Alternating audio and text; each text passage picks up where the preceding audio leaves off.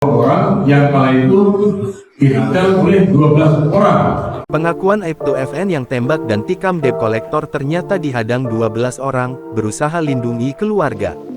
Aibtu FN akan ditempatkan secara khusus Patsus setelah menjalani pemeriksaan di Bitpropam Polda Sumsel. Mantan Kanit Reskrim di Wilkum Polres Lubuk Linggau itu turut menyerahkan barang bukti. Kabid Humas Polda Sumsel, Kombes Pol Sunarto mengatakan telah bertemu dengan Aibtu FN. Dalam pengakuannya Aibtu FN mengaku melakukan tindakan nekat itu lantaran untuk melindungi keluarganya yakni istri dan kedua anaknya. Kala itu, Aibtu FN dihadang oleh 12 orang yang diduga merupakan debt collector. Saat itu, mereka yang menghadang menggedor-gedor pintu kaca mobil Aibtu FN dan memaksa mengambil kunci mobil. Saya sempat ketemu dengan saudara N. Mengapa dilakukan itu? Yang pertama dilakukan adalah untuk melindungi keselamatan keluarganya. Jadi ada istri dan anaknya 2 orang yang kala itu dihotel oleh 12 orang yang diduga debt collector ini. Dengan menggedor kaca mobil kemudian memaksa untuk meminta kunci mobil dan memaksa keluar.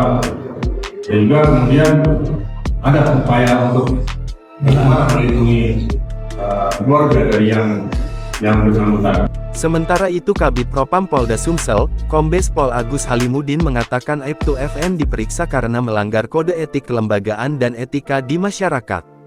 Yang bersangkutan melanggar kode etik kelembagaan dan yang bersangkutan kita proses berikutnya kita lakukan penahanan dalam rangka Patsus 30 hari maksimal, mulai hari ini ditahan, ujar Agus, kepada wartawan, Senin, tanggal 25 Maret tahun 2024. Agus menerangkan sanksi yang dikenakan bakal seusai pelanggaran yang dilakukan oleh Aibtu FN, adapun sanksi pelanggaran kode etik meliputi permintaan maaf, demosi, dan penundaan kenaikan pangkat. Untuk saat ini statusnya di Bitpropam sebagai terduga pelanggar. Pelanggaran yang dilakukan oleh Aibtu FN adalah dititik beratkan kepada kelembagaan karena adanya penggunaan senjata dan etika kepribadiannya terhadap masyarakat. Karena hal itu berdampak pada citra Polri dan etika kemasyarakatan dan etika kepada orang lain. Itu yang digunakan bukan senjata dinas, katanya. Kepada petugas Propam Aibtu FN mengaku ia nekat melakukan penusukan dan penembakan tersebut dengan alasan melindungi istri dan anaknya yang ada di dalam mobil. Untuk melindungi istri dan anaknya sebab debt collector memaksa minta kunci mobil sehingga kemudian ada upaya untuk melindungi keluarganya, katanya.